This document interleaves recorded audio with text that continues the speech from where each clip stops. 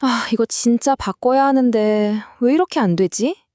혹시 이런 생각 다들 한 번쯤 해보셨죠? 좋은 습관을 만들거나 나쁜 버릇을 고치려고 매번 결심하는데도 번번이 실패하고 좌절했던 경험 아마 누구나 있을 거예요. 도대체 왜 우리는 우리 자신을 마음대로 컨트롤하지 못하는 걸까요? 네, 바로 이 질문이 오늘 우리가 함께 파헤쳐 볼 내용의 핵심입니다. 이게 사실 우리 삶에 굉장히 근본적인 문제랑 연결돼 있거든요. 그런데 진짜 놀라운 건 뭐냐면 그 해답이 우리가 매일 쓰는 아주 익숙한 단어 하나, 그 단어에 대한 오해에서 시작된다는 거예요. 자, 그럼 본격적으로 한번 들어가 볼까요? 우리가 우리 자신을 바꾸지 못하는 근본적인 이유가 놀랍게도 바로 욕심 때문이라고 합니다. 근데 잠깐, 여기서 욕심이라고 하니까 돈 욕심, 명예욕 이런 걸 떠올리실 텐데 아니에요. 전혀 다릅니다. 완전히 다른 차원의 이야기예요. 이걸 보세요. 정말 흥미롭죠? 여기서 말하는 욕심은 내 걸 더 갖고 싶어. 이게 아니에요. 그게 아니라 다른 사람이 해야 할 일을 내가 대신 해버리는 행위. 바로 남의 영역을 침범하는 것으로 정의를 내리고 있어요. 그러니까 다른 사람의 몫인데 그걸 내가 대신 해버린다? 바로 그게 진짜 욕심이라는 겁니다. 자, 그럼 이 새로운 욕심의 개념을 제대로 이해하려면 우리가 꼭 알아야 할 대자연의 법칙이 하나 있습니다. 바로 3대 7의 법칙이라는 건데요. 이게 그냥 사람 사이에만 적용되는 게 아니라 이 세상 모든 관계, 모든 상호작용을 지배하는 거의 절대적인 규칙이라고 해요. 3대 7. 이 숫자가 모든 걸 말해줍니다. 무슨 일이든 간에요. 자연이나 신, 아니면 다른 사람의 역할, 그러니까 내 힘 밖의 영역이 30%가 있다는 거예요. 그리고 나머지 70%가 바로 순수한 내 몫인 거죠. 다시 말해, 내 인생의 주인은 나지만 그렇다고 100% 모든 걸 내 맘대로 할 수는 없다는 뜻이기도 해요. 이 법칙을 보면 역할 분담이 아주 깔끔해요. 내 인생의 70%? 이건 변명의 여지가 없이 온전히 제 책임인 거예요. 내가 노력해야 하고, 내가 직접 부딪혀야 하고, 어떻게든 살아내야 하는 부분이죠. 그리고 나머지 30%가 바로 외부의 도움, 그러니까 다른 사람이나 자연이 채워주는 그런 영역인 거고요. 근데 3대 7하니까 이게 좀 막연하게 들릴 수도 있잖아요? 그래서 가장 확실한 예를 하나 들어볼게요. 우리 삶에서 가장 중요하고 또 강력한 관계, 바로 부모-자식 관계의 이 법칙을 한번 대입해보면 하고 느낌이 확 오실 겁니다. 자, 이 타임라인을 한번 보세요. 아이가 크면서 이 책임의 균형이 어떻게 변해야 하는지 딱 보이죠? 태어나서 7살까지는 당연히 부모 역할이 100%죠. 모든 걸 돌봐줘야 하니까요. 그러다 7살부터 14살이 되면 부모 역할은 70%로 좀 줄어들고 아이한테 30% 정도는 자율성을 줘야 하는 시기가 와요. 그리고 결정적으로 14살에서 21살이 되면 이때는 역할이 완전히 뒤바뀌는 겁니다. 이제 자녀가 자기 인생의 70%를 끌고 가고 부모는 30% 정도만 조언해주는 역할로 물러나는 것. 이게 바로 자연스러운 순리라는 거죠.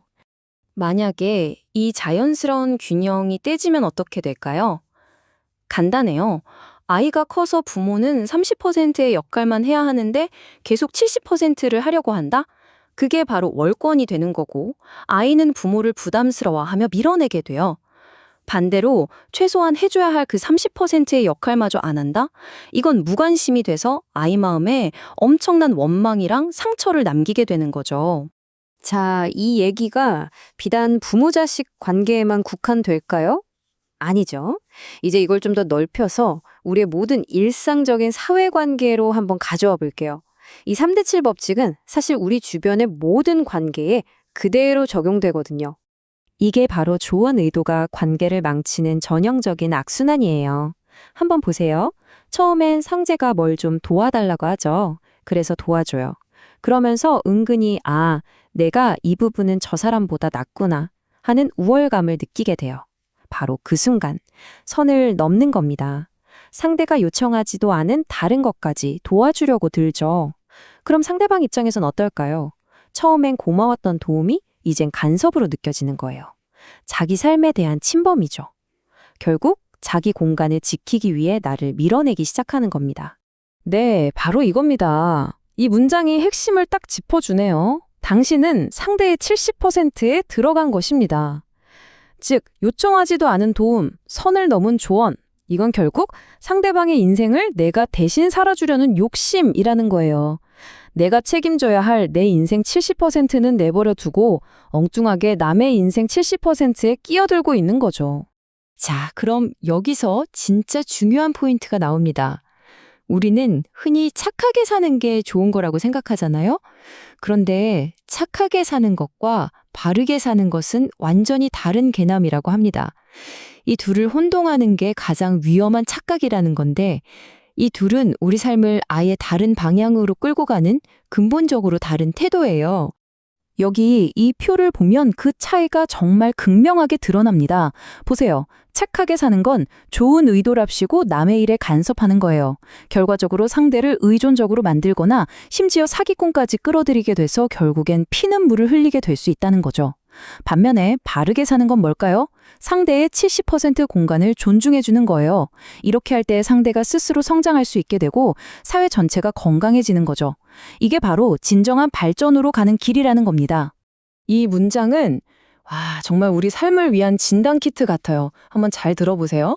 만약 당신이 힘들다면 그건 당신이 바르지 않게 살고 있다는 신호다. 이게 무슨 뜻이냐면요.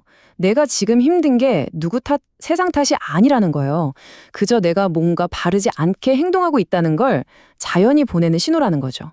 자연의 법칙은 아주 정직하거든요. 사실 우리 인간은 원래부터 건강하게 살도록 설계되어 있다고 해요. 우리 몸속 에너지도 똑같이 이 3대 7 법칙을 따르는데요. 맑은 에너지가 70%, 그리고 탁한 에너지가 30%인 상태. 이게 가장 이상적이고 자연스러운 건강한 상태라는 겁니다. 그런데 우리가 바르지 않게 살면, 그러니까 계속 남의 70% 영역을 침범하는 그 욕심을 부리면 어떻게 될까요? 우리 몸 안에 이 에너지 비율이 완전히 뒤집혀 버리는 거예요. 탁한 에너지가 70%로 늘어나고 맑은 에너지는 30%로 쪼그라드는 거죠. 바로 이 순간부터 우리 삶에 병이 들고 온갖 어려움이 찾아오기 시작한다는 겁니다. 그럼 어떻게 해야 할까요? 이렇게 무너져버린 균형을 다시 되돌리고 바른 삶으로 돌아갈 방법은 과연 뭘까요? 그 방법이 바로 이 3단계에 있습니다. 첫 번째는 공부예요. 내가 뭘 잘못하고 있는지, 내 안에 모순이 뭔지 솔직하게 들여다보는 거죠. 그리고 두 번째는 깨달음의 단계. 내가 진짜 잘못했구나 하고 머리가 아니라 가슴으로 탁 깨닫는 그 순간이 와야 해요. 마지막으로 세 번째가 바로 수행입니다. 그 잘못된 습관을 실제로 고치기 위해서 의식적으로 부단히 노력하는 거죠. 물론 이렇게 우리 몸에 깊이 밴 습관 하나 바꾸는 게 쉬울 리가 없죠. 시간이 걸립니다. 보통 잘못된 습관 하나를 제대로 바로잡는데 꾸준히 노력했을 때 약 3년 정도가 걸린다고 해요. 그러니까 한두 번 해보고 안 된다고 실망하거나 포기할 일이 절대 아니라는 거죠. 그리고 우리가 꼭 기억해야 할 마지막 원칙이 있습니다. 도움을 기다리는 게 아니에요. 모든 변화는 나의 노력에서 시작됩니다. 내가 먼저 내 몫인 70%의 노력을 다해서 바른 길을 가려고 발버둥 칠 때, 그때 비로소 자연의 30%의 도움이 나를 밀어준다는 겁니다. 노력이 먼저예요. 자, 오늘 이야기는 이 마지막 질문을 여러분께 던지면서 마무리하려고 합니다. 한번 스스로에게 물어보세요. 나는 지금 착하게 살고 있는가? 아니면 바르게 살고 있는가? 이 질문이 여러분의 삶과 관계를 돌아보는 중요한 계기가 되었으면 좋겠습니다.